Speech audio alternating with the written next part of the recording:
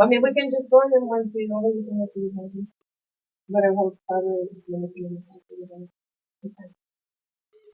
Spit it out with the rap song. Okay, we ready, Jefe? Okay, that's the international camera. So this is gonna be a little bit different.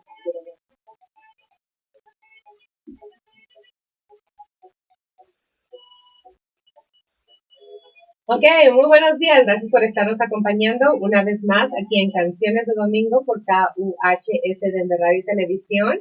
Good morning. Thank you for being with us here in Canciones de Domingo, KUHS, the Radio and TV station. And I have a special guest with me this morning. It's the amazing Mike Hahn, one of the best photographers in Colorado. You! Oh, thank you, thank you. You're welcome. So, thank you for being with us, first of all, on a Sunday. Kind of early, because he's driving from far away. So, how was traffic? It wasn't too bad. It was a nice little drive. It's Sunday, so everybody's out totally rolling on the road. And Sunday drivers. It went okay, and they got the Denver Broncos about to play today. So shoot! Are you gonna hit the traffic on the way back? Probably. I don't know. I'll probably try to find a way to go around it because as soon as I'm done with this, I got to go to another event. So that's true. Well, and that's Lakewood, so that'll be. I guess you can round it up. Let's see. Sorry, hold on, guys. We're getting directions out here, so all the way. Okay. So now you guys can hear us right here on the ear. So we're gonna talk to Mike, so he can tell us a little bit about his career, his background. I know he's a former Marine. So thank you so much. No such thing as a former Marine. Okay. Once a Marine, always a Marine. Oh, it's always a Marine. So I love Marines. That's one of my favorite ranks. They have a lot of respect for everything. So thank you for your service. Thank you. And I really appreciate that. And I know we were shooting. If you guys saw my photos with that red jumpsuit or whatever you want to call it, it's just this photo. You did amazing out there. No, thank you. I love working with you. It was just fun. That was a great day. Yeah, and you know what? Actually, that's the day we met. I mean, actually talked a lot. Yeah. We have met at a fashion show before, and we just pretty much said hi and how are you guys? Nice to meet you. That was it. Yeah. And so that shoot, I got to know him, and he is one of the best photographers and has a lot of integrity, work ethic, and professionalism. So that's one of the things that I look for when I work with people, and they have and a great sense of humor. I try. I mean, it's one of those things you got to kind of there's a balance between having humor and photo shoot because one person may take something you say out of context and it's like, oh man, I didn't do it that way. So you just gotta keep it on the straight and narrow because people will try to twist your words so quickly. I mean, it's just like, all right. Yeah. So. Well, you know what? Sometimes I say things, and because of my, English is my second language, I say things that I really meant to say in that way. So it's like just like put it backwards. That's what I actually meant. Exactly. But but tell us a little bit how you started your career, about your Marine, when you were there, the Marine life. I know it's really hard, and you made it through, and you're still so proud of it.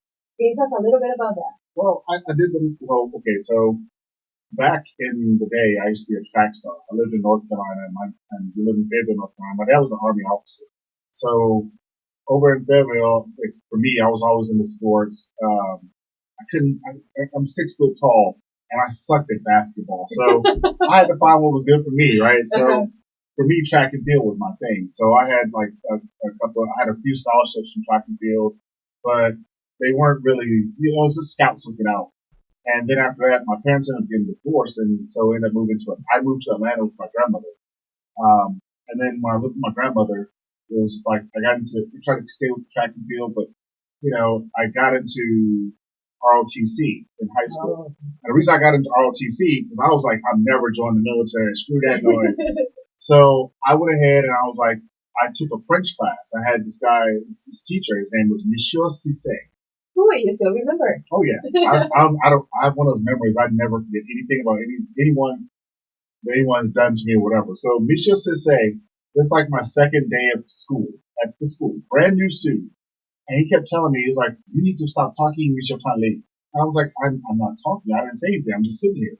Like, I don't even know anybody to talk to anyone. So why would I be talking? Maybe she could read minds. No, Maybe he could read minds. yeah, I guess. You were talking a lot like inside your head. And I was like, man, why is this guy picking on me? So I went to go see my counselor, Miss Swan, and she was like, well, I can't get you. You don't have offer German because I took German in high school, elementary school and high school. So I was fluent in German. So it's like one of my second languages. And then all of a sudden he was like, well, she said, well, we only got Spanish and French, and the Spanish class is all filled up. And she said, well, the only thing we can get you in as far as the elective goes to get you to graduate is ROTC. And I was like, all right, I guess I can deal with ROTC. So I went into ROTC and I had this Master Sergeant, retired Master Army Master Sergeant, Master Sergeant Brown. And, he helped guide me through the whole thing. And I was like, man, this is pretty cool. It wasn't as bad as I thought. You tell people what to do, you listen to what the people do. And I was on the drill team. And track and field has always been my life. I had state records and everything. And then finally, the scouts weren't really coming to Atlanta. They were in Atlanta, but they were just like, hey, we offer you a partial scholarship. And I was like, wait, I have a state record. Like, why are you offering me a partial scholarship? I should get a full ride. And so my ego kicked in and pride, and I was like, you know what? I'm just going to join the military. And the reason I thought about it because this Marine recruiter came to the school. Oh, okay. And he was just all sharp in his uniform. And I was like, you look good, huh? Yeah, it was good. It was a good selling point. They got me on that one. I think you saw all the senior girls, just looking at him like, wow. Yeah, everybody's amazed with them. Yeah. And the thing is, he told me, and this is the recruiting tool that got me on this. He tells me, oh yeah, you can run track and field in the Marine Corps. I was like, really? He's like, yeah, you have a track team too. They actually do have a track team. So I was like, all right, cool, I can go and do that. So I thought it was just like, okay, I'm gonna do all that, and I'm gonna be a Marine. And so I was like, you know what? I turned down the scholarships, and one was for Temple and Oregon and a few other schools, and I was like, okay, this is what I want to do. And finally, I was like, wait a minute. This is real. Like, I wasn't sworn in, and then like the first time, and then like nobody told me, hey, look, you can get out of this whole thing after the first swearing. Oh. Yeah, because you have to do 2 swearings to join the military. Oh, I didn't know that. So yeah, that's your initial joining. So the first swearing is to get you into the delayed entry program. The second one is like, no kidding, you're off the boot camp. You're part of the government. So the first one I swore in, nobody told me you can get out of it. So the second time, my dad shows up and he's like, hey, you sure you want to do this? And I was like, yeah, that's what I want to do, He's like, all right. And then, most people are like, well, how does your dad feel? He was in the Army, officer or whatever. And here you are going to the Marines and enlisted. I was like, you know what? I upgraded. That's how I look at it. I'm like, I was about to ask you how your dad felt about that. Yeah, so I was like, I upgraded. Marine Corps, Army, it's always been that kind of a joke. And so I joined, and it was different. I mean, it wasn't as different as I thought it was going to be because growing up, my dad always had me iron his uniforms, get his boots ready. So I was already prepared for the military in some aspects. But the Marine Corps is completely different than the Army, the way they do cadence, the way they're on time, the way they move. Everything is synchronized, everything is organized, and it's very, very, very professional. And like, I can compare that because I went to Army Jump School when I was a sergeant, and Army Jump School was just like complete chaos. It was just like, okay, we're going to do this. And it was like, hurry up and wait. Yeah, it was like, hurry up and wait. You wake up, what are we doing? Just sitting there waiting. And Marine Corps, we don't wait. It's like, everything's like, hey, you wake up, that's what you're doing something. Every hour, every minute is accounted. And that's what I'm used to, is very structured. Yeah. There's no organized cluster craziness. It's just like, you're going to do this, and this is what's going to happen. So you learn a lot about time management. You learn a lot about organization. You learn a lot about professionalism. You learn a lot about, hey, look, who's in charge. Respect. Yeah, exactly. And it starts at the lowest level. They like, you have like very like low ranking people, but they're, you know what? If that Lance Corporal comes in and says, hey, you're sitting in that's my chair. Hey, you understand, hey, that, regardless if you don't rank that guy or not, you're in his chair. You need to get out of it. So it's like you learn to respect one another, no matter what. And I did, I didn't anticipate. Actually, I didn't anticipate retiring from the Marines. I did 20 years. I did 20 years and 1 month of service, and I didn't anticipate doing that. I honestly thought I was going to go do my first 4 years, and I'm getting out.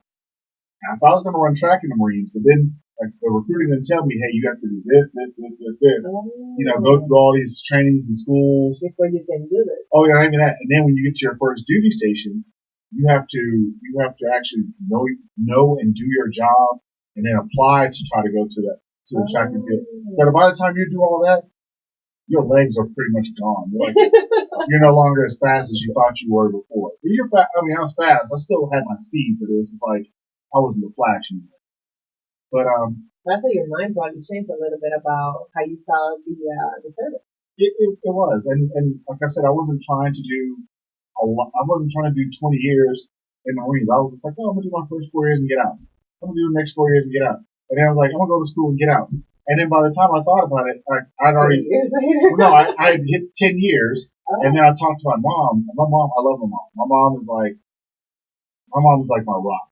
Okay, so my mom was like, honey, you've already done 10 years.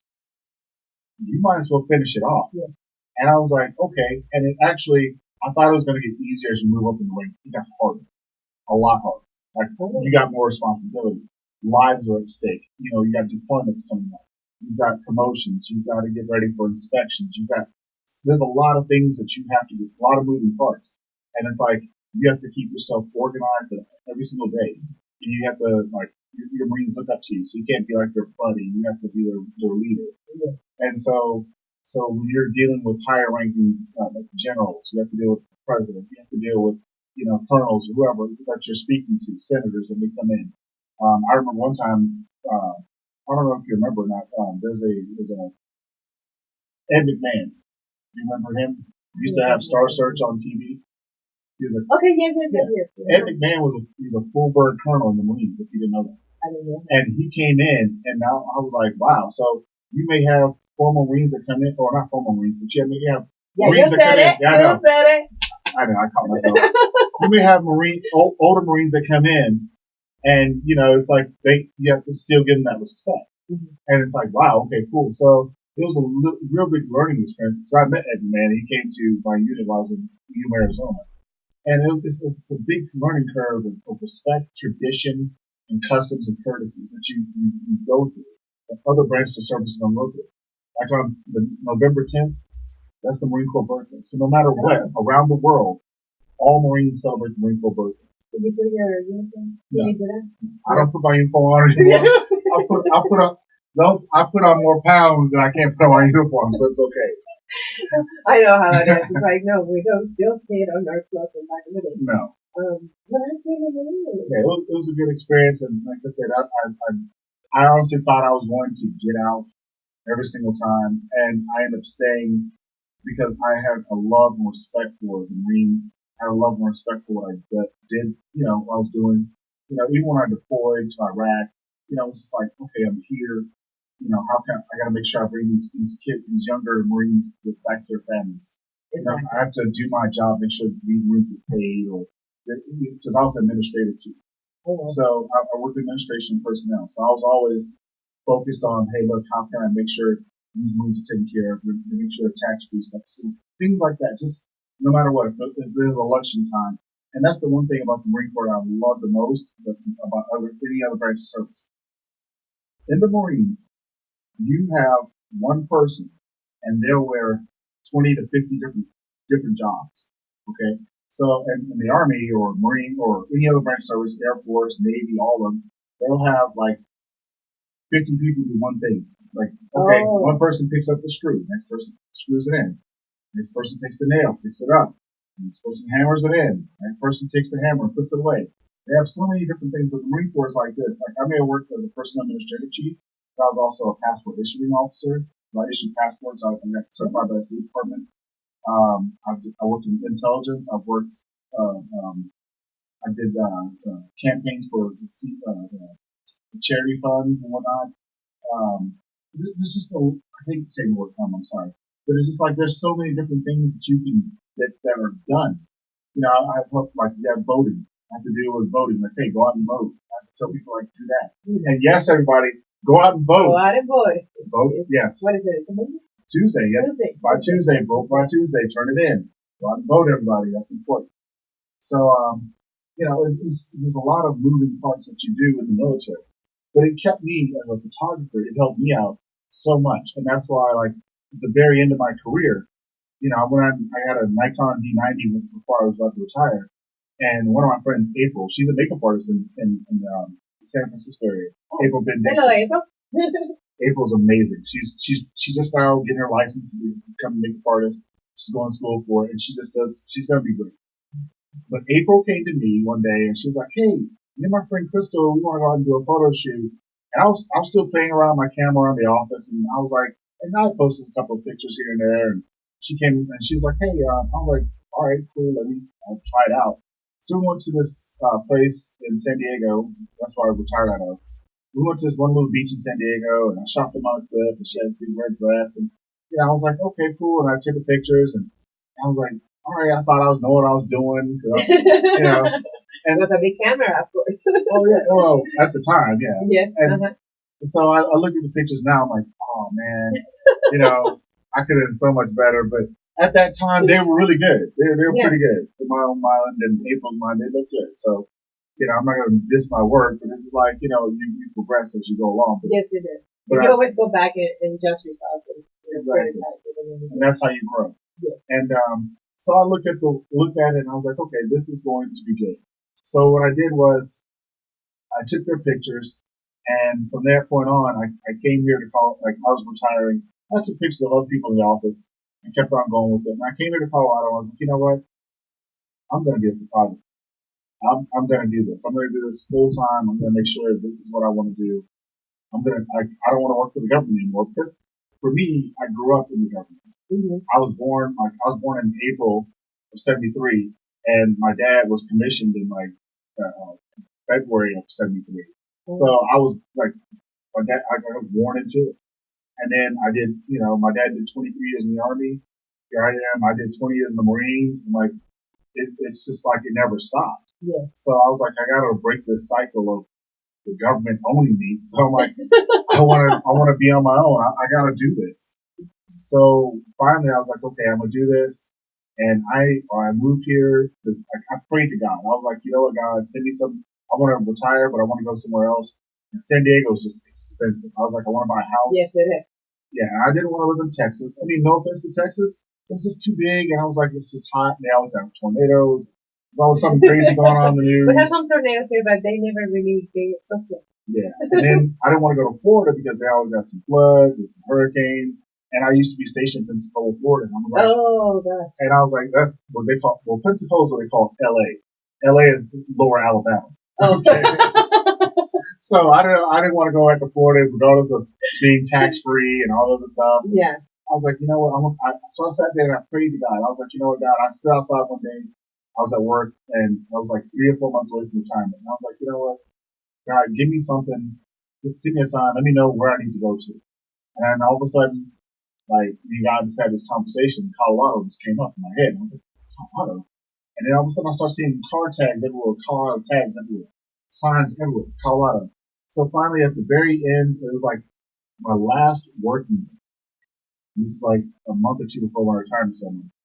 It was like 5 in the morning. I used to get dressed in the morning. I used to watch my little ESPN in the morning. Because you want to see Stuart Scott say what he had to say, bring you rest in peace. And I was tying my boots up. I was like, God, if this is really your plan, give me a sign or something. So I turned the TV on, and boom, there's a commercial that says, go visit Colorado. And I was like, what? Like, this is like, is this really happening? Were you like those movies, like the funny ones are like, yes, I'm talking to you. And like, oh, me. Yeah, you. Yeah, that's exactly what it was. It was exactly what it was. And I was like, man, okay. So finally I was like, man, okay, I'm going to pack my stuff up. And I said, you know what, I'm going to do this. So I packed up, moved here. And I said, I'm going to be a photographer. So it just all started that way. I wanted to do the fashion stuff because I did it with April and all the stuff with the dress on the beach and everything. But I always had a calling towards athletes. I always had a call, like, I love working with athletes. I like, when I lived in Minnesota with the Minnesota Vikings, I went up there and tried for their practice squad and whatnot. And, it's just like, I love being around athletes. I like being around people that just like, you can say whatever you want to say and you don't have to really hold your tongue and laugh and joke and there's no taking you out of context. And if you do, sensitivity. Yeah, it's just like, yeah. So it's just like, it just got on my nerves. I was like, okay, this is where I feel like I'm drawn more to athletes. And I really wanted to do the fashion stuff. Like I had this book by Lindsay Adler called Fashion Flair, learning how to do photography, and talked about flaring the dresses out, letting the wind blow through their hair, and all this other stuff. And That is so true. and Lindsay Adler is an amazing photographer. I love her work. I love her attitude. She's in New York. And I still look at all of her stuff, her Laura Jade, Petite Nike, he's a retoucher. I look at all the stuff that they produce, and I was like, you know what? And I started looking at this other photographer who lives in California named John Shell. And John Shell, he was shooting girls on the beach in San Diego. My friend Adam Jihadi, he's the one who actually, he lives in San Diego. He's the one that actually kind of pushed me and showed me how light works and stuff like that before I left San Diego. And Adam was like, that's my best friend. Like, he's amazing. Okay? Hello, Adam. And it's funny because your name is Sylvia, right? Yeah. So before I left San Diego, I met this girl at Balboa Park. I was out at night doing night shots. I was trying to learn how to do nighttime landscape photography. With the lighting? Yeah. So I was learning the lighting. And this girl named Sylvia was out there with her boyfriend. And Sylvia, she was out there and I was like, yeah, I'm a Marine and I'm still learning photography. She's like, oh, okay. And she was really pretty. I was like, hey, would you mind doing some photo shoot with me? And she was just so amazing. She said, yes, absolutely. So we did our first photo shoot. She shows up. She's like super organized. She had like dresses. She had bracelets. She had earrings and boxes and everything. And I was like, whoa. So we went to that same spot that I went to shop with April and her friend. And I just like, it just kind of gelled for me. I was like, wow. And that's what kind of pushed me a little bit to the edge. It's like, wow, I can get somebody that's organized that does this stuff and pretty. I can make some pretty pictures and I can do this for a living. Mm-hmm. And this is going to be great. Yes. Mm-hmm. So that's kind of how it all kicked off right there for me. It was in San Diego with those people. And it was just like everything just started clicking in. Like it just felt good. I felt more at peace behind the lens. And I felt like I didn't need to be rushed to work 9 to 5 and I wanted to make my own schedule. I want it to be me. And you even though you make your own schedule, you're super busy. Yeah. It doesn't stop. Super busy. So he doesn't work not anymore from 9 to 5, nothing more from 9 to 11, 12, 1 in the morning. 2 in the morning, 3 in the morning, yeah. I don't really care about the time. What I care about is you're enjoying it. You're enjoying all the magic that you make. I care about my people. I know you do. I care about my people. That's all I care about is my people. And remember, I named up all these photographers or whatever. Yeah. And I love them all. I love all the local photographers and everything else. I see their work. But that's what made me to push myself. That's what made me want to propel. Because I kept looking at their work, but I wasn't looking at my own. And that's the reflection you have to have on the inside of yourself. Like, okay, am I looking at myself? What am I doing right? What am I doing wrong? Exactly. And when I first got here, I thought it was like, I honestly thought this was going to be like the military, the photography world or photography community. Mm-hmm. I thought it was going to be like the military. I was like, this is going to be great. We're all going to be photographers. We're all going to respect each other. And we're all going to get along and it's all going to be great. Yes. Yeah. And all of a sudden, it really wasn't like that at all. I found out that it wasn't like that at all, and it was very cutthroat. Yes. And I say cutthroat, and I'm trying to be nice about this, and not because he could have said just butcher or whatever, You gotta beat that out. No, like I honestly thought it was going to be something where we all work together, we get along. Hey, if you need a client, whatever, hey man, you got that? Yeah, cool. And just like the Marines, we give and go and help each other out. But Marines are very, very competitive, but we're very respectful about our competitiveness. It's like, if you're going to trash talk someone, you better know, hey, why you're trash talking them, and then can you back it up? Yeah. And it's like, but we still support no matter what. It's like, hey, we show up at the Marine Corps birthday ball, or whatever, and you just like, man, you shake hands, you just get over it. You get over it, and you get over it really quick, and you just love each other. It's like, okay, cool. I'm here to nurture each other no matter what. Yeah. But in the photography community, it was like there were people on social media, and I blame social media for this because it's like people get on social media and they get easy because they have a voice, but they can hide. Yeah, that's very true. They can hide, and it's like in the Marines, it's like you can have a voice, but you don't know show your face. But everybody knows who you are. Everybody knows what you're doing, who you are, and they're up in your face. Hey, you misspoke about something. Hey, come here, Marine. Hey, what's that all about? Hey, okay, good to go. I missed it. Okay, and it's squashed. Okay, if you have a problem, it's squashed. You drop back, you fix it, and whatever. You rumble tumble, get it out of the way.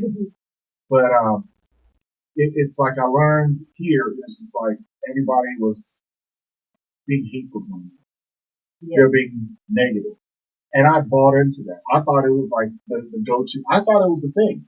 I was like, yeah, man, I'm going to say this. I'm going to rant on Facebook. I'm going to rant on whatever. I'm going to say what I want to say. Yeah. Screw these people. Yeah.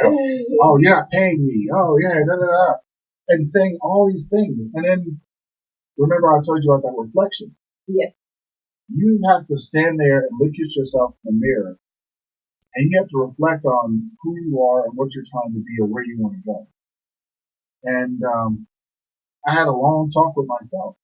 And I was like, this is not who I am. That's not who I am. That's not who I want to be. I want to be the photographer that's like, I put this on a long time ago. I put this on Model Mayhem. And it's something I still believe in. Okay. I want to be the Jerry Maguire of photography. And for me, it's like, when I say that, I mean, I want to take care of my clients. I want to take care of my people. They come first, always. Always. That's all I care about. I don't care about the other photographers that may say something about me. I don't care about the model that may say something about me.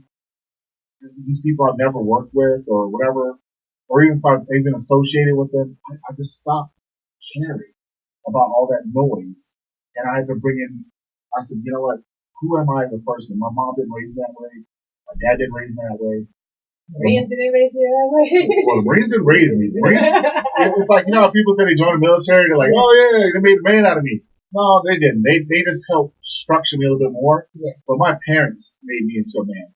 And I think that, but I kept saying to myself, that's not who I am. So I shut down my old Facebook account. I just shut it down. I was like, I'm starting all over again. I'm going to clean up myself, and I'm going to be who I want to be. Mm-hmm. So when I'm on Facebook or Instagram or anything like that. Or your blogs. He has a blog, so if you want to check out his page, it's myconphoto, is that right? .com. And he has a blog there, and he gives a lot of tips for whoever, wants to follow him and go and check him out. Yeah. But the thing, I just want it to be a positive force and not be the negative force that's out there. There's so much negativity. Not to add to it anymore. Yeah, this is a lot of negativity out there. There's too much in this world. I mean, can we do better? Okay, so if we can be better, how can I be better? And honestly, if you look like on the screen back there, see that guy right there? His name is Marcus Johnson, okay? He's a WBFF pro, okay? Marcus Johnson was, in my eyes, he was my Rod Tidwell to my Jerry Maguire. Okay? That guy right there. That was my Rod Tidwell. I love that guy. Like, as a friend, he's just an amazing person. Just amazing as a person. It's hard to find them, especially their basketball. Yeah, and Marcus, like he actually always pushes positivity. I'd never see him like go off or whatever, and I was like, that's the kind of people I want to be around. I remember I was at the WBFF show back in 2014. That's where I met Marcus, and somebody brought him back there. This guy named Neil. Brad Neal. Okay, sorry, Brad. But Brad brought him back there, and he was like, "Hey, man, can you help Marcus out with a fashion look? I was like, yeah, man, So I helped him like move his jacket onto his shoulder and how to show him how to transition from walking on across the stage. Mm-hmm. This is like a fashion show. So he's like, oh man, cool, yeah. So Marcus came back and said, hey man, I'll do a photo shoot with you. I was like, really? He's like, yeah. So I did this photo shoot with him. It was super, super quick, and I only charged him like, I think maybe $150, whatever. And it was quick. But that, like one of those shots up there on my website is like, well, actually the one that's published is published in Oxygen magazine. Um, he was actually like just amazing to work with. And I was like, he was like one of the first males I shot with. And the guy, he's never modeled before. Like he had done a photo shoot before, but he had never really modeled. Yeah. And we came out with some great images, and he's just been a friend. He lives all the way in Arizona. He flies back here just to shoot with me. And I'm like, what? Yeah. And then like every single time he's like, hey man, here's some money. I'm like, dude, like really? He's like, yeah man, here. But I'm like, you know what? He took care of me the first time. So I'm like, you know what, dude? Like, you don't have to, man. And he's like, no, man. Here's $300. Here's $200. Here's $250. That is really nice because what you mentioned right there that he took care of you the first time, and now he comes and he's appreciating you and everything else is still. And then you are coming back saying, you know what, you don't have to do that. There's a lot of people there that you help out. You don't charge them at the beginning. You're like, okay, I'm going to let you do this. And when you ask them for a favor or in return, like, I need a quick photo shoot or something, they're like, oh, it's going to be this much. Like, wait, I was helping you at the beginning of your career, right, and now you're charging me. Yeah. That's kind of like, so that's really nice. I mean, I'm not saying you're not going to give them any money, but at the same time, you feel kind of betrayed when they ask you for the money, even though you're going to give it to them, yeah, as okay, here, thank you so much, as people, whatever you want to call it. But when they say that, it's kind of like, wow. Well, sometimes you grow. And that's like, you can't be mad at the photographers saying that because they have to know their worth. And that's like anyone. Yeah. You have to know your worth. You have to charge what you're worth because realistically, we all, like, if you don't know, the Fed is all made up money anyway. So you're just working for time. That's all you're doing. So, so you have to basically know that, hey, look, I'm working for this time. I'm working for this. And get paid for it. At least do something because gas costs money. Things cost money, they cost. So that's the exchange of time is money. And I can't fault them for that. Yeah, there's a lot of things. Like, I guess it just depends on how many times you have helped a person too. True. If it's just one time, well then it's okay. Like 2, 3, 4, 5 times. I mean, let's say over 3 times. Then that's just something. Yeah, exactly. And that's another thing that I wanted to ask you. There's this industry, especially here in Colorado, photography, modeling, and let's say fashion designers, makeup artists, hairstylists, they really don't get paid what they're worth many of the times, especially during fashion shows and things like that. Well, yeah. See, yeah. Okay, so in this industry, there's a combination. It's like, well, my industry is the photography industry. And then you have the fashion industry. You have the fitness industry. Each industry has its own. Yeah. But mine interlocks with all those industries. Okay, whether it be makeup industry or stylist industry or whatever. And commercial, a lot of commercial. Exactly. Stuff. Commercial stuff. The magazine, they're all tied in with photography. So what I see is this, and this is what I noticed. A lot of people don't want to pay you for your time, but a lot of people don't charge what they're worth because they don't know their worth. Okay? I talk to photographers, I mentor them all the time. Like my friend Joey in Hawaii, Joey Clinton, he's a Marine over there. I mentor him. I mentor a lot of them, like a lot of them. Okay? Matter of fact, I mentored one girl yesterday. It's from Ash Nichols. She lives in Castle Rock with me. And she's just learning, whatever, but, it's a lot of new photographers out there. And they don't charge what they're worth. And the reason why they don't charge what they're worth is because they don't know their worth. And they feel like, a lot of people feel like, well, I can take pictures with my iPhone. Or I can take pictures with my cell phone. My friend can take these pictures. Yeah. I've even had people ask me to do photo shoots with them. And I send them my rates. And they're like, well, you're not the photographer I'm looking for. Well, that's not my problem. You came to me I thought asking you me looked for a at my shoot. word before you contacted me. Yeah.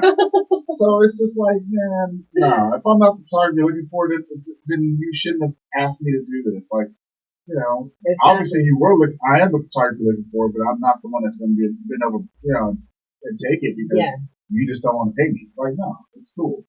Yeah, so that's one of the things that we wanted to focus in, just in order to get everything, how can we say that, harmony, like more, because there's a lot of things that people don't know, but a lot of fashion shows, either the organizer or certain people from the event, they do make the money. So it'll be really nice if they share that with everybody, that is participating, especially the models that have to be there, like 8 hours, 9 hours, makeup artists that they're like one model after the other model, parking. Yes. Parking downtown, shoot. Every time that there's a fashion show out up there is like, sometimes $20 for parking. Just parking alone downtown Denver is expensive. Yes.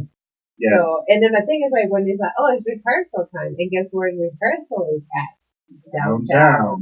So that's another, $20 or whatever it is plus food. I mean, after that, you're gonna go and eat, and sometimes in the fashion shows, there's only like one type of food, and sometimes people they have their allergies, they have diet, restrictions and stuff like that. So you cannot even eat them. So after that, you have to pay for your food.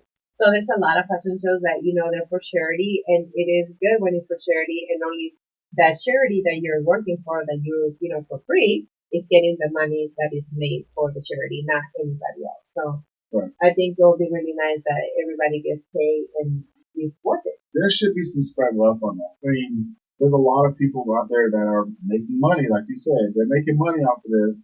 However, they're not paying people what they're worth. It's just like with photographers. I get upset personally when if I do a workshop with someone, I'm like, hey, look, I'm doing a workshop. I don't sit there and tell the model I'll pay you with pictures. You're getting my photos and you get my brand on the photos. Nobody cares about it. If someone's out there working and doing a workshop for 4 to 8 hours worth of workshop time, you can pay them because guess what? That photographer that's hosting the workshop is actually getting paid from those other photographers that are there. Yeah. Okay? These photographers some of them are charging like $200 all the way up to $1,000, whatever, for the entire workshop. You can't tell me that you can't say, you know what? Hey, model, here's $200. Thank you for your time, whatever, blah, blah, that you made out of $2,000. 10%. I mean, you look at waiters and waitresses, they make, 10 to 20% on a tip. Yeah. I always pay 20% to all my waiters and waitresses out there, just let y'all know. Okay? I do too. But I always take the 20%. I round it up. Yeah. But it's just like they don't want to pay them. Like, you know what? If you're talking and preaching about, hey, knowing your worth, then you should be able to pay them what they're worth. There's one photographer. This is what got me started on knowing my worth. There's a photographer. Her name is Sue Bryce. Okay, you can look her up. Sue Bryce, Bryce. She's from Australia. Okay. And Sue Bryce, she has videos on YouTube all around the world. She's amazing as a person. Yes. And Sue Bryce, she talked about knowing your worth. And she talked about having pricing packages and whatnot. And actually, I had to take that long look in the mirror. I was like, okay, how do I want my business to look? Okay. And I was still like, a lot of people get wrapped around the axle of being a photographer. They're like, why are you doing photography? You need to learn photography. You need to learn lighting. I need to learn lighting. That's going to come along. Learn the business side of it. There's a friend of mine. Her name is Sasha Holloway. Okay. Sasha, I love you. If you hear this, if you see it, just know I love you. Okay. She has Blue Lips Photography in Georgia. Okay. Oh. She's based out of Atlanta. And Sasha, she had this Facebook group. It was called the Biz Sergeant. Okay. And what we did was she would literally kick you in the butt. Like you think, okay, look, she'd ask you a question. So Mike, what are you working on for your marketing campaign?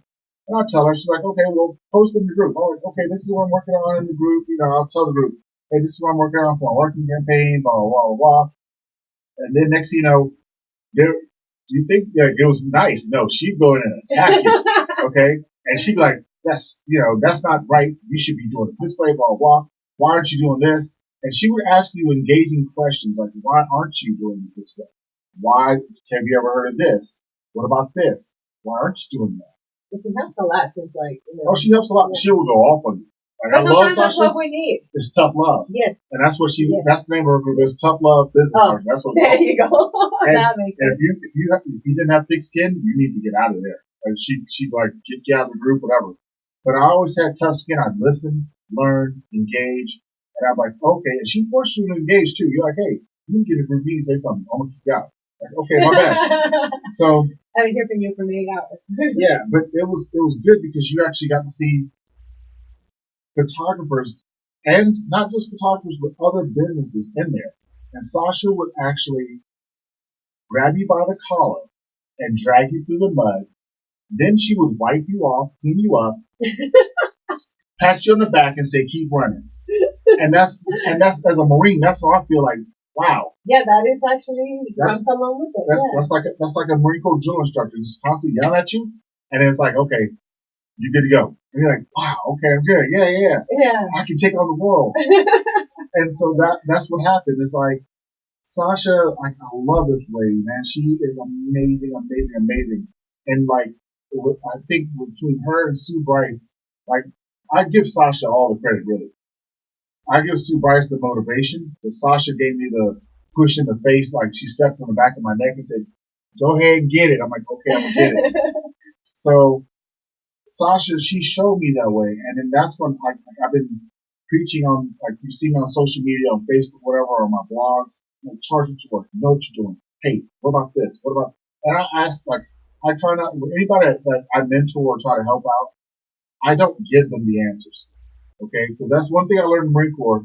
You know, no. It's like I used to tell my Marines, like, hey, they're like, hey, please, that's hard, or hey, Gary, whatever. Like, hey, boss, what about this and that? I'm like, okay, so where did you look it up at?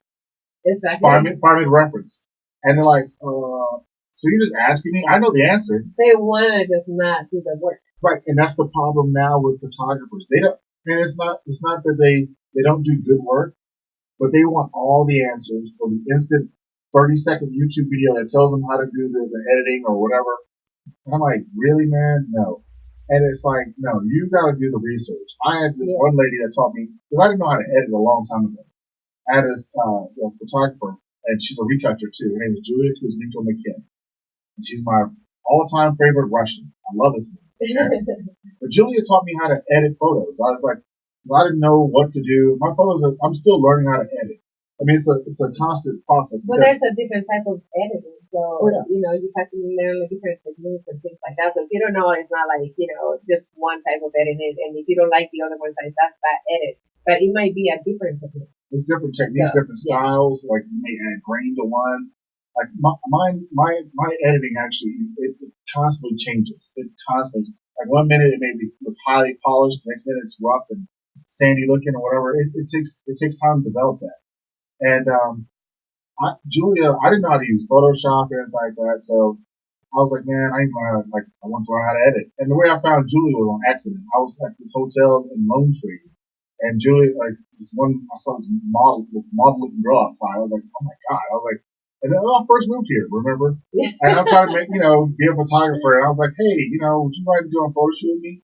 She's like, well, let me see your photos. So I showed her my pictures. She's like, oh, I took some photos. My friend's a photographer. Her name's Julia. And I was like, oh, okay. So she's like, yeah, let me find them real quick. She pulls out her phone and she's flipping through them. It's like an equestrian shoot. And I'm like, whoa. I think she's saying no right now. Yeah, basically she was saying no. And she was like, hey, but she's like, you should talk to my friend Julia. She's a photographer. And I think she teaches people how to edit photos, blah, blah, blah. And I was like, and you know what? I was like, you know what? Okay, it's a diss, but I'm going to take it. So I was like, let me Google search her, find her on Facebook. And I messaged her, and Julia has been in my corner, quietly in my corner ever since. Like, she's good people. She's my mother. She's my Russian, my Russian punch. I'm like, okay, cool. So yeah, I clue with that's my only Russian I clued with. Okay?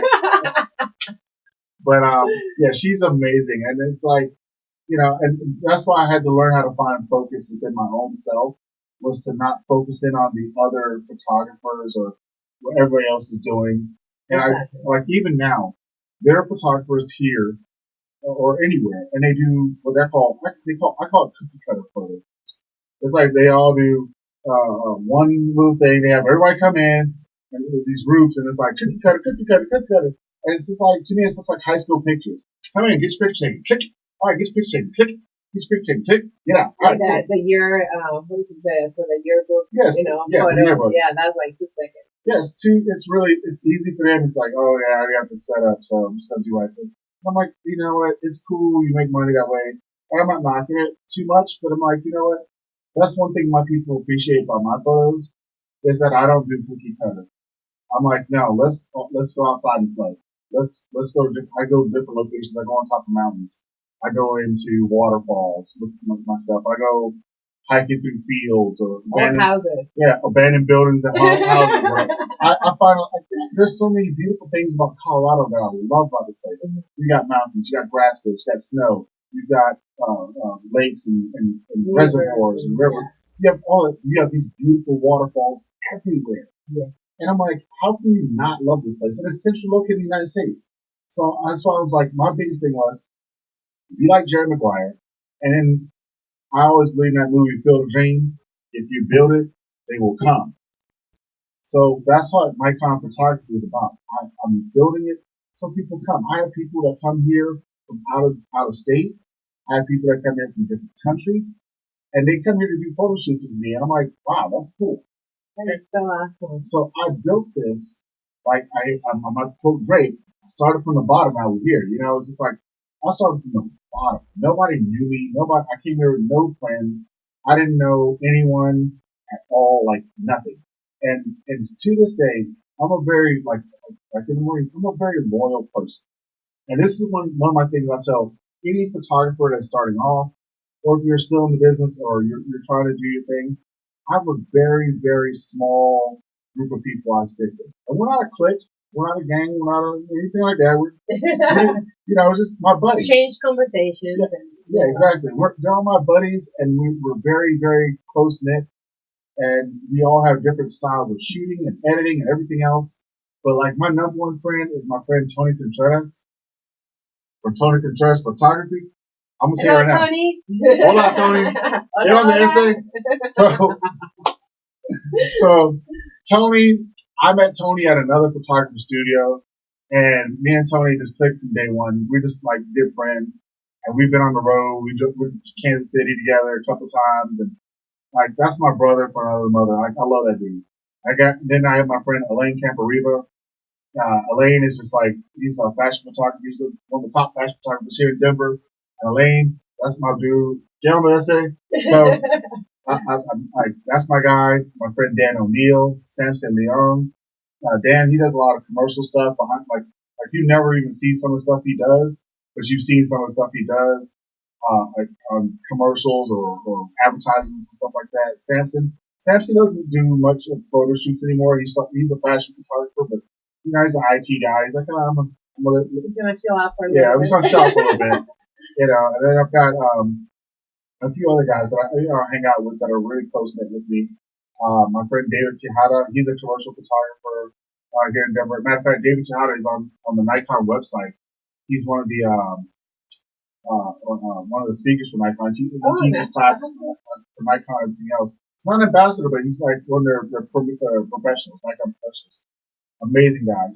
He showed me a lot of stuff about like how like he does his work and whatever, and I've helped him out on shoots and systems. You know what? He values time so much, he even pays me for it. He's like, hey man, I'm paying for it today. I'm like, but David, you don't have to. He's like, no. I learned a lot. That was my pay. Yeah, he's like, no, I'm paying for your time. So it's like he pays me for just going up there or take out his lights or whatever and pack them up, put them in his car. But the one thing about David is this, and he stresses this, be on time. So I'm always on time. I meet him at his house. I'm always on time. Like I'm usually there 10, 15 minutes prior. Like, hey, I'm ready to go. Yeah, because that's really on time. Yeah. Yeah. So I'm always on time with them. I show up. I do my job. I'm not sitting there talking to his clients and passing out my cards on the side or playing on my cell phone. I'm doing what I'm there to do, my job. And he respects that, and I respect him. I love him as a man. He's a good man. I've been to his house a couple times. I mean, he's an amazing guy. but that's like my friend Roy Barnett. Roy Barnett, he's a school teacher here in Denver, and he's a photographer, amazing guy. I'm giving all these shouts out because I love you guys, man. Like seriously. So you guys better get in there and say thank you. Yeah, man. But it's just like and my whole thing is this: like photographers, know your work. Makeup artists, know your work. Like I've taught this to Alex Graves, Savannah Apple, Love You Girl, Kim Clay, all of them. Like anybody that's ever worked with me, I'm always like, hey, look, know your work. If like let's say somebody says, well, I don't pay makeup artists. The biggest thing that's scary to me is when people say, well, I can do my own makeup. I'm like, oh, really? Why don't you just hire somebody? You exception, okay? Yeah, because I do my own makeup. No, your makeup was perfect, okay? I will give you that. No. I mean that. Yours is perfect. I love. Even now, your makeup is beautiful. Well, thank you. What I'm saying is like when people tell me they're gonna do that, I've had people show up to shoots and they're like, "Yeah, I did my own makeup." I'm like, "Oh man, I'm gonna spend a lot of time on Photoshop." Oh god. Yeah, because that's what they don't realize. It flakes off, and it's like, come on, just hire somebody. It's $50. It's, $75, $100, whatever. But it's been good. I mean, photography is good. I love what photographers. People don't realize what photographers do for them. Like I could walk in anywhere, take some pictures, and it promotes a business. It helps promote your brand. It helps promote yourself. It's everything. But one thing is I do is unless what I was talking about with my people, I promote my people. You take care of your people. I promote my people and I don't promote negativity. When I see people post negative stuff on Facebook or social media, you will never ever see me click the like button. Because what happens is they make these posts that are public posts or, worldwide so everybody can see them. So they're just there to get attention. Yeah. And I will never ever click that button. Yeah. I won't comment or anything like that. I'm like, no, you know what? I'm not gonna say anything. And then also it's overwhelming a little bit because there's so much negativity right now on social media. And then sometimes when you're a caring person and you're sensitive, that like gets on top of you like that heavyweight, and it's like, yes. Okay, no, I have my own stuff. I have my family stuff, things like that. And I'm not saying all the time, but there's some people that's all they do. Negative. And so it's to a point where, don't say like we don't care anymore about you guys or anything, but it gets to a point that we can't deal with that anymore. Right. We want to be, like, oh, okay, I'm going to help this person and I'm going to actually help this person. I'm like, okay, but I try to help this person and I keep doing the same thing. So why am I wasting my time? I've had that happen to me before. I trained this one photographer. And this photographer, for 2 years, I helped this person out for 2 years. And that's all they do. For 2 years I mentored them, showed them around. They even asked me all the time, hey, can you send me some models to shoot with? I'm like, yeah, I'd put out a call and say, hey, this person wants to do a photo shoot. And, even now, I know I had to cut that person loose because you know what? This person, all they do was talk negative. And even now, they still talk negative about me. I'm like, wow, you still talking about me? Like, whatever, dude. I got better things to do in life. Yeah, like 2 years is nothing. That's why I said always, the most expensive gift that anybody can give you is their time. It's their time, yes. Yeah, so please value their time. Right. So that's one of the things that I stress a lot. Matter of fact, there's one young photographer. She lives in Montana. She goes to school in Montana, but she lives in Colorado. Back and forth. She's a student. And she made a negative post on Facebook about, somebody paying her or whatever, and people not paying her for being a photographer and asking for free shoots. And I called her and I said, yo, can you take that down? And she's like, why? I was like, look, man, I know you're trying to build yourself up as a photographer and establish yourself. That's not the way to do it. That's not the way to do it. And sure enough, those same negative people that I mentored or the same negative people all liked it and commented and, so giving it like feeding into the right. So they feed into that negativity. And so what happens is, misery loves company. So if misery loves company, guess what? They're going to keep on doing it. Matter of fact, my friend Roy Barnett, we just had this talk this morning on Facebook Messenger. We were just talking, and we're talking about the photographers here. Because there's the photographers in Denver, I've noticed, and probably even other places. So if I had other photographers from Canada and wherever I've met, they get real egotistical, not egotistical, I can't say it. They get really sensitive and angry because they, like, let's say you want to do a photo shoot with me, but they want to shoot with me too. So they get mad at me. I'm like, why are you mad at me? So I'm like, she chose me. I don't inbox people and say, hey, let's do a photo shoot. With so and so. I never say never do a photo shoot with anyone. I never say, hey, look, hey, do a photo shoot with me. And then they're like, oh, sure. Well, here's my rates. I'll never do that. That's just. Oh, some people do that. A lot of people actually do that. Yes. Ghetto. Yes. If you invite somebody to do a photo shoot, you're not going to send them the rates later. No, you don't do that. You don't do that. If you ask someone to do a photo shoot, okay, and you inbox them or message them or even email them, whatever you're doing, communicate with them. That shoot should be free. And if you don't say up front what the fees are or whatever up front, before you message them, say, hey, look, I'm going to do a photo shoot with you. It's free. And I'll give you like 2 or 3 edits. And then after that, you can take the rest of it. That's fair. Or something like that. But if you're like, hey, photo shoot, and here's my rate of $600 and $900, that's not even right. Like, why are you there? Yeah, and there's a lot of people too when, well, a lot of photographers, and I had this happen to me a lot. Like I put one of my photos, and then my friends comment on it or like it, whatever, and then they get contacted by that photographer saying, "Hey, this is I am the photographer that took this photo. Would you like a shoot?" And they're like, "Oh yeah. Okay, this is how much it is." That's kind of like that's right. That's like backwards market. Yes. But Roy and I were talking today because the people don't understand. There's plenty of business for every photographer. Yeah. I don't care if there's 1,000 fitness photographers here in Colorado. There's plenty of business for all of them. Because they all have their own style. Yeah, everybody's got their own style. Everybody's got their own way of doing things. Or let's say you're not going to please everyone. Okay? Exactly. So people fight. Like if you see that movie Finding Nemo. Yes. Okay. So for me, Roy and I were talking about this today. Matter of fact, we were talking about it on the drive here. Okay. The photographers, they remind me of the seagulls on Finding Nemo. They're always like, mine. I'm like, really? Yes. So they will fight because like, oh, that's my model, or that's my client, or and they get, I'm like, dude, there's so much business. It is one of the things with models, like we need all types of techniques, so like I said, okay, I love his technique and let's put it on my portfolio. But guess what? I need something else too. So you need to have a portfolio that has different looks and different things. Yeah, because people that's gonna hire you, they wanna see that you can do different things and how you look on every single, like technique or whatever you wanna call it. And a lot of photographers don't think that way. They're like, no, you've been shooting with me, you keep shooting with me, and only me, and that's not fair. It's not just fair, but it's just like you're going to, let's say somebody's trying to become a model or become a bigger and better model, and they end up outgrowing you because like you stifle you just stifle their career. You kept them bottled up, and eventually it's going to blow up in your face. So it's just like, hey, go shoot with other people.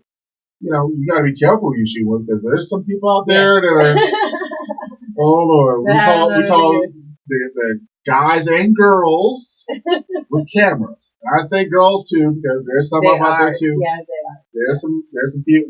Matter of fact, I was talking to a friend of mine who lives in Ohio. She told me about this one female photographer who I can't say her name because she's actually pretty big. But she walked up to her, grabs her boobs, grabs her breast, and says, "Oh yeah, now we're ready to shoot." And it's like, I said, now, what would you have done if that was me? She said, I would have knocked you on your butt. I'm like, exactly. I said, you can't have that double standard. I said, you got to keep it professional just like anybody else. Yeah, so then finish it right there or say something. That's my biggest thing. I'm not touch models. I don't touch nobody. Like when I shot with you, I was like, man, I'm not touching you. You can make adjustments on your own. Like, where's it at? I'm like, no. I refuse to touch people.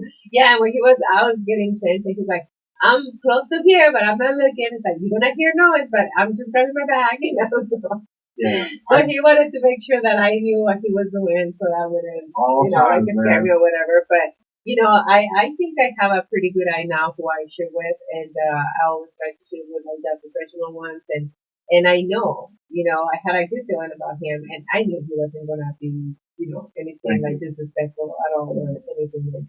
And I mean, I think the shoot ended up being really, really nice, and even though we walked a lot, and we got tired by the end of that shoot, it's like we're up here, okay, we had Yeah, to go uphill, and it was really. It didn't seem bad, but once you were on it, it's like it is tough. it was tough. So yeah, but it was really nice, and I mean, thank you for that show that everybody's commenting on it, and remember the red outfit, the pants, the suit, the jumpsuit, or whatever you want to call it. Well, there's more to come. I was gonna dig through those, but I was like, man, you know what?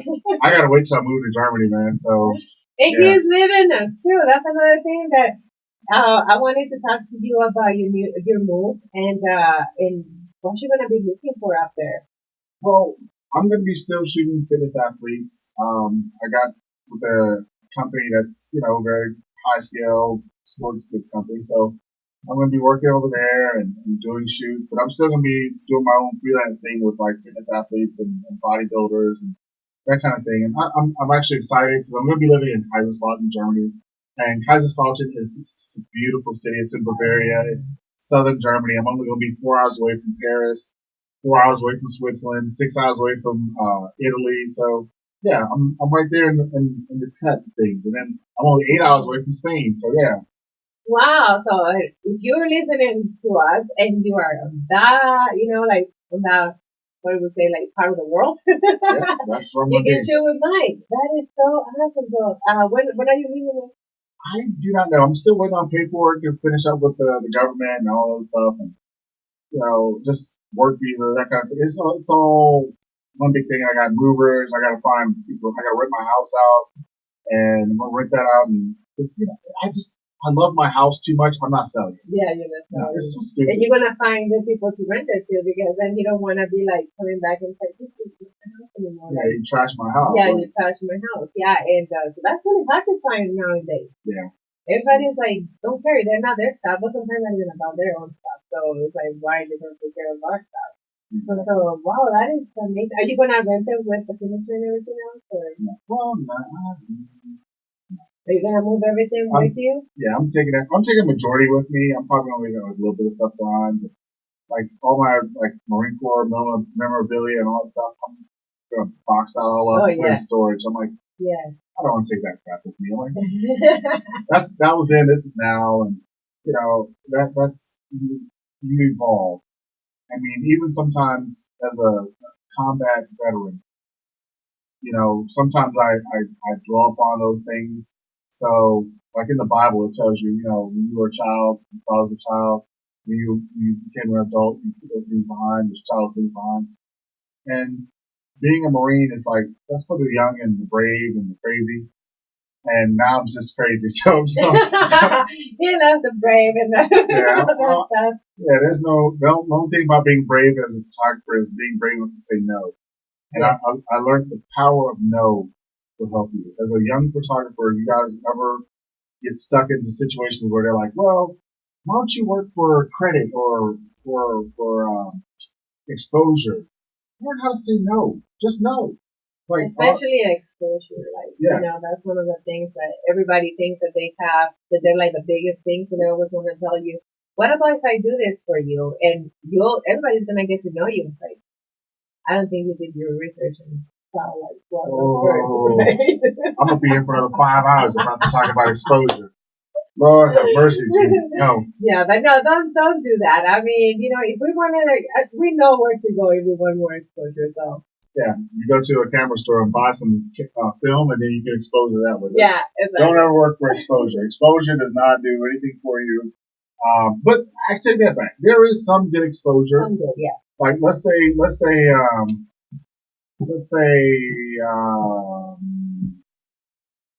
I don't know, but all I'm saying is like there's some times where, let's say you find this young model like I deal with Sylvia, not this Sylvia, but other Sylvia in San Diego, and it's like I started off, I was doing a shoot with her. Let's say she blew up and became a big time model or something like that.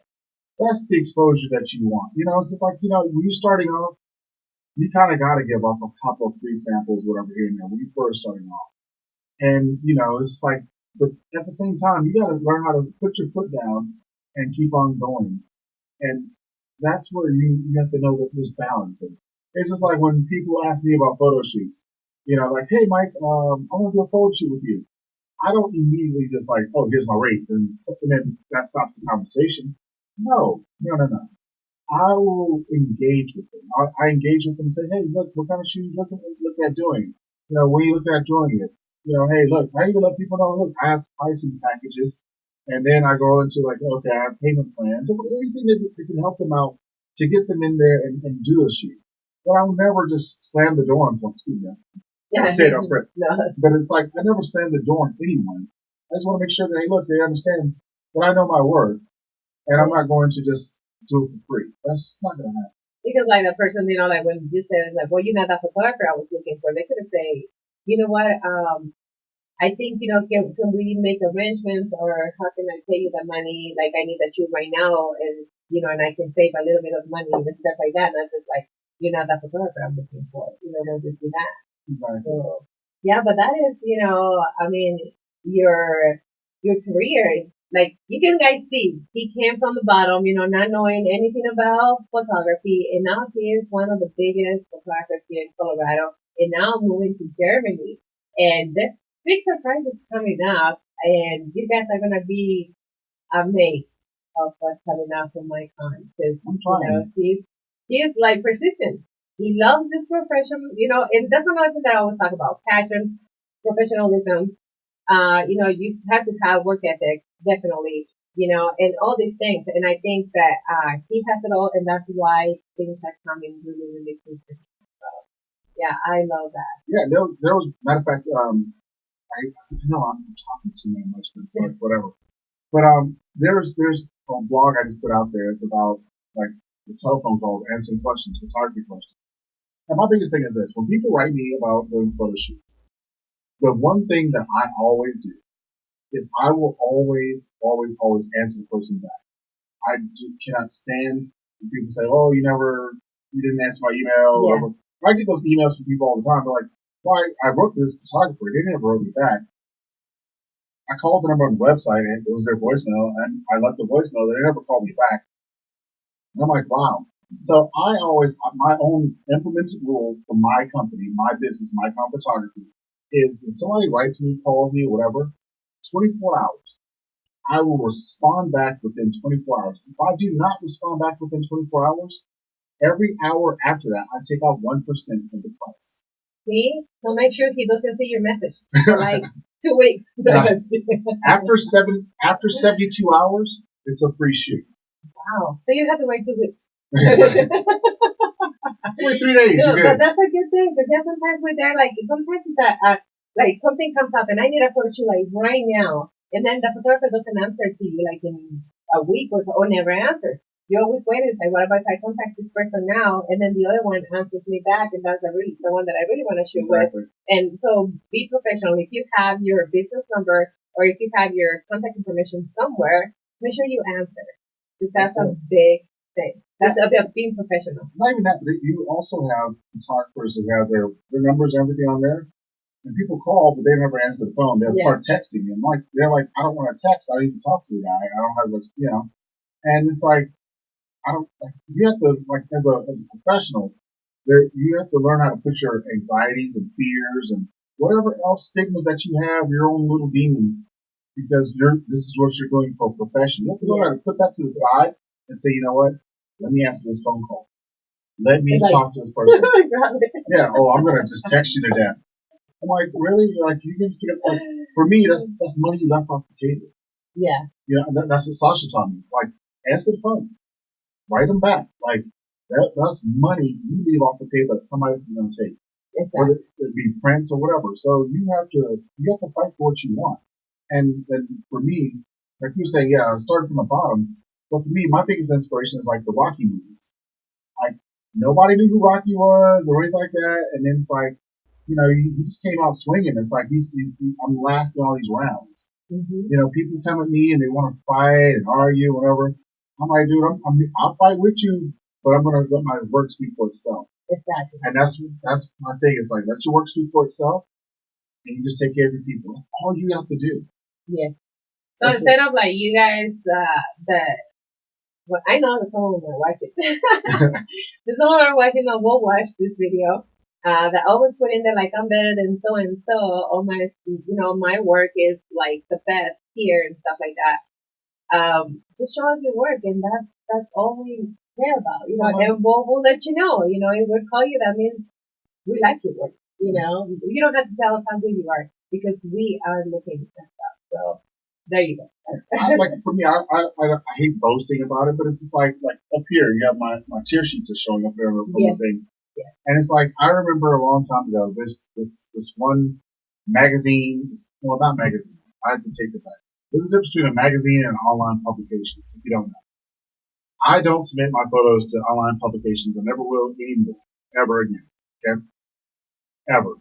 Because everybody makes these pop-up online magazines like, oh, I'm a magazine. Yeah, yeah, yeah. I'm like, no, you're not a magazine. So I had one of them that's affiliated with the Fitness Association Federation. And I was submitting my photos to them. And the guy wrote me back, said, yeah, yeah, we'll submit these in the next issue that's coming up. I was like, oh, okay, cool. Yeah, yeah. They're going to submit my stuff. It's going to be popular. It's going to be great. So the next magazine issue comes out, and my photos are nowhere to be found in there. So I wrote the guy back. I'm like, hey, where's my photos at? Like, you said you're gonna put them in there. They never wrote me back. So I got mad. I was mad. I was heated. I mean, the horns came out because I was like, man, you lied. Because integrity is a big thing. Yes. It's like, don't lie to me. And I've got it written down. So I got mad, and I was like, you know what? Screw this. So every single day, this is how it all started. Every single day I go shopping at the grocery store, and I would go in there and I would see all the magazines on the rack. I'm like, man, I go to Barnes and Noble, see the magazine on the rack. I'm like, man, I wish my work was good enough to go in there. I want my work to go in there. So I got mad and I grabbed Oxygen magazine and I opened it up. I got my cell phone. I started taking pictures of the inside of the magazine. It had all the information. It had the email address and everything in there, who to contact for whoever. And I emailed them. And I messaged them on Facebook too. And I was like, hey, do you guys accept submissions from different photographers or just your own people? Yes, we absolutely do. Yes, we absolutely do. So I took my photos of Jessica Kidd, she's up there, right there, boom. So I took my photos of Jessica Kidd and I submitted them to Oxygen Magazine, Australia, and Marcus too. And I was like, hey, I'll send my photos to them. And they accepted my work. And Kirsten, I love her death. She used to work there, and she's one of the publishers. And she's like, yeah. She's like, this is beautiful. This is exactly what we're looking for. And I was like, wow, really? So she's like, she took my work, and it was published. Like a few months later, I mean, not a few months later. I'll take it back. It took 6 months to go through whatever. But we were like, yeah, it's gonna happen. It's gonna happen. Yeah. And then when it happened, it was like, whoa. Whoa, okay. Amazing. So yeah, then I got Muscleman's Health magazine, and it just kept rolling in. Yoga Mantra Health. There's still some more pending. I'm just waiting and waiting. Yeah, it just takes a while. It's like everything, filming and all these things. It's a big production. You can take a photo right now, then it takes some time to edit, and then sometimes sending it, then for them to look at it, then to decide. And there's a lot of work that I have that I can't put on social media. Because of the fact that they're like, hey, don't put it on social media. We want to view it, whatever. Yeah, because you can. Yeah, you can. Once you have a photo and you submit it somewhere, you have to wait to see if it's approved, if it's gonna go in the magazine. You cannot show it before the magazine is out. Right. So that's one of the things that it takes forever. Right? So I just like some of them. I actually had one magazine I submitted it to, and they said the same thing. Yeah, it's gonna be in there, and then one of the publishers ended up getting fired or quit or whatever, and I was like, then I wrote them back like, yeah, we don't want that now. They didn't say it that way. They just like, yeah, we'll use them whenever we feel like it. So I'm like, really? Yeah, you had the release form. I'm like, wow, okay, whatever, man. Oh yeah, it was like 7 or 8 different people, and I was like, man, wow. So if it happens, it happens. But I still have love for Oxygen Magazine and Oxygen Magazine Australia. They're amazing But people. see, do you notice like when you said that the other people were not putting your photos or your work on the magazine? That's when you went and looked further. Mhm. So if it wasn't because of that, you know, It's you know what, and if it wasn't for people being negative towards me, I wouldn't have tried to turn those negatives into positives because yes, it's yes, like basic math. A negative and a negative make a positive. So I had all these negatives. I'm like, I got to make some positives somewhere. yes, You know, yes. I'm already in the dirt, so like, how can you get out the dirt? I got to raise up through the crack and bloom like a flower. You bloom where you're planted. Yeah, you didn't sit down there and cry forever or complain about telling everybody like, oh, these people, you didn't like front them I out there or whatever. I You was went out there. I was one of the worst complainers there was. I was used to whine and whine, and whining is not winning, folks. Whining is not winning. Yeah, Okay. you get that. And before we leave, I wanna say hi to some of the people that are watching this. Alice Martinez, thank you for watching it. Preston Martinez, hey. How was the dance last night? I was watching a lot of the videos that they were posted last night from all the events that were going on. There was so much stuff going on last night. We had no idea. Sound like you had a good So time. yeah, we couldn't like split ourselves in like too many. But yeah, Bud from Wisconsin. Hello, Bud. How you doing this morning? Will Bill, thank you for watching. Adam Casado, El Payaso. Hello, Payaso. How you doing? That's one of the wrestlers, the Mexican wrestlers. Jeff the City. He says, Juanita Vela. Good morning. Good morning to you too. El Payaso. Good morning. Amazing custom yesterday. Great job to the MC. Oh, thank you so much. Yeah, that was we'll talk about that show later. It was wonderful. Yeah. Oh, our head is watching us. Oh, Thank you, Henry. thanks, Henry. Well, Bill, happy Sunday, Sylvia, Henry, and Mike. Thank you so Thank much. you. Yeah, same to you. Sophia, this is my friend. Buenos dias. Johnny, my friend Johnny, good afternoon. Well, good morning, good afternoon. I guess we all like together, whatever. Yeah, well, the time changed, so that really got me all messed up. Oh yeah. And more my daughter, they didn't put the time on her like inside clock, so I was messed up. James Tornado, hey my friend, Yara and Eddie, besotes, los amo. James, hey Pip, What's how you up, doing? James? We haven't seen you in a long time. Great morning, KUHS Radio. Thank you so much, Yarita. Mo Medina, thank you for watching. Mo Estela Sosa, besote, my friend. Anero Olivas, hey, my friend, I know you had a great time last night. I'm sad I didn't see you, but I know I'm going to see you soon again. Lori Franco, thank you for watching. Lori. Silvia, Mama, un besote. James, hey, homies. Hey, peeps or homies? What are we? Peeps or homies? You have to A choose little bit of one. both. My mom said, ayer estuviste maravillosa, el concierto es sensacional, gracias. De nada más, gracias a usted. La amo, un besote y gracias por haber ido. Luis Chavez, thank you for watching, my friend. Joe Herrera, hello. My friend Johnny, great show is spot on. Thank you, Johnny. You need to make it over here sometime too. Juan Camané, hola Silvia, hola Juan, ¿cómo estás? No, but thank you for watching us, guys. Anything else that you'd like to tell them before you leave? Keep it positive or keep it moving. I mean, and last but not least, before I leave for Germany, I'm actually going to come out with a new blog. It's going to have a list of photographers that I know and trust. So that way they recommend it to my clients. So I'm leaving them something. It is dedicated to my clients. It's not to knock any photographers. These are people I know. And I'm like, these guys are doing solid work. So it's going to have photographers. It's going to have makeup artists. It's going to have everybody that I know. Say, like, here's your connected list for Colorado. Go see these people. They're good people. And make sure that you listen in right. He says the ones that I know. So if he doesn't know you, that doesn't mean that he is saying that you're bad.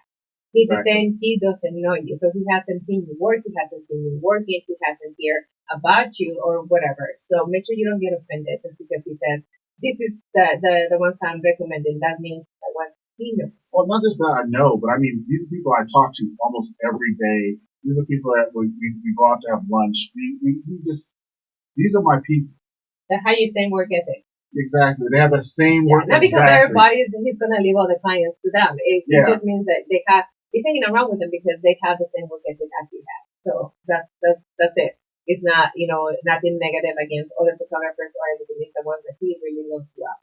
And see, like, as a matter of fact, since I got to do it again, please go to Tony Contreras Photography. See my friend Tony Contreras. I love you, Tony, man. You my dude, man, for real.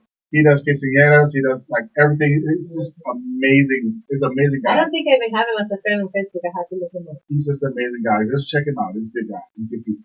Well, thank you. And thank you so much for being with us here en Canciones Domingo, que es en the Radio TV Station. Muchas gracias por haber estado con nosotros. Y vamos a tener otro Facebook Live a lo mejor en esta semana para hablarles un poquito de los conciertos que tuvieron este fin de semana. Y le damos las gracias a nuestro amigo Michael por haber estado aquí. Él habla un poco de español también. Y se nos va a Alemania. Así que le deseamos la mejor de las suertes. Y es un fotógrafo increíble. Así que si quieren fotos, ya van a tener que contratarlo en Alemania, ya en Italia, en Francia y todo eso para que puedan tomarse las fotos con él. Pero nos vemos el domingo que entra. Gracias por haber estado con nosotros. Thank you so much and see you guys next weekend. Adiós. Adiós.